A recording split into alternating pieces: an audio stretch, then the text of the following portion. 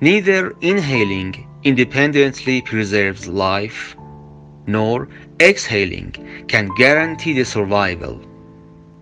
Both of them must work together to keep human survived.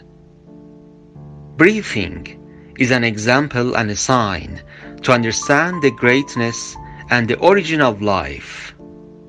Two opposite movements have caused the continuation of life. Contradiction works as the engine of life. You cannot find anything unless it contains some kind of contradiction. From the human body to his psyche to all parts of the universe, they all have contradictions. But it is contradiction that ultimately causes movement and dynamism and life.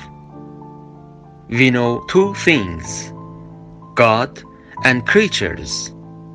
This looks like a kind of variety, but in fact they are one. There is no existence other than God. But this is our imperfect view, which sees these as two. So, the origin of existence, and in fact, the origin of life, is God.